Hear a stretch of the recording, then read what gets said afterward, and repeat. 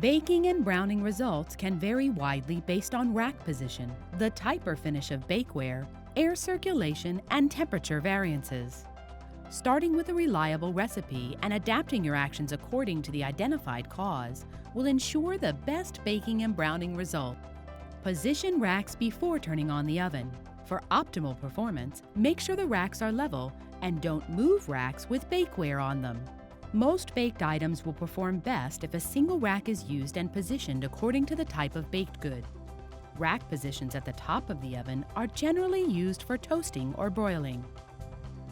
Rack positions in the center of the oven are used for the majority of baked goods, cookies, layer cakes, and casseroles. Rack positions toward the bottom of the oven are generally used for roasting meats. When multiple racks are required, distribute them as evenly as possible to provide good air circulation. These are general guidelines for a 5 or 7 rack configuration. For other shelf configurations, please refer to your use and care guide for additional information on best practices and rack positions. For best results when baking layer cakes, use as few pans as possible and arrange them on the racks in a staggered manner so no piece of bakeware is directly over or under another. Food placed on a rack toward the top of the oven may become over-brown on top, while food placed on a lower rack toward the bottom of the oven may become over-brown on the bottom. Dark, dull pans or pans with a nonstick finish absorb heat, which results in darker browning. Shiny pans reflect heat, which results in lighter browning. Whenever possible, use the pan type that best achieves the level of browning most appropriate for what you're baking. Shiny pans are recommended for cakes and cookies, while dark pans are recommended for pies and breads. When using shiny or insulated pans, some baked goods may require additional time, or you may place the pan on a lower rack closer to the bake element.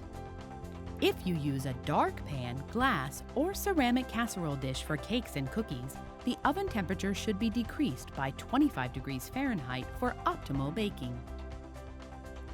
To cook food evenly, hot air must be able to circulate.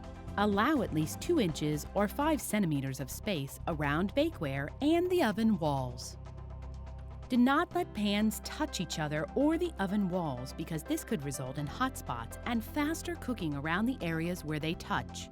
Do not cover an entire oven rack or the oven bottom with aluminum foil.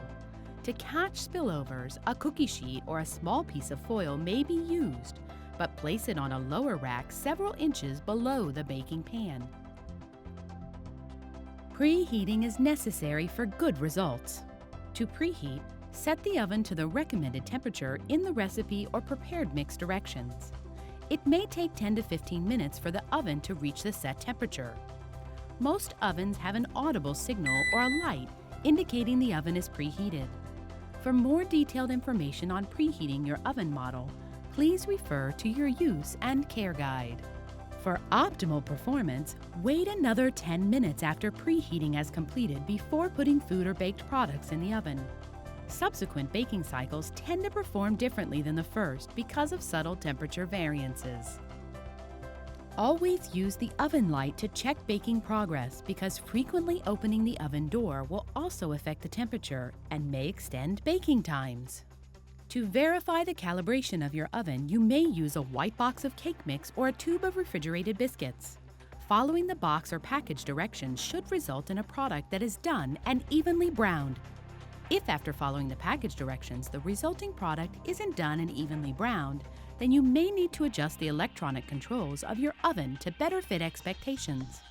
Please refer to your use and care guide for more information on temperature calibration.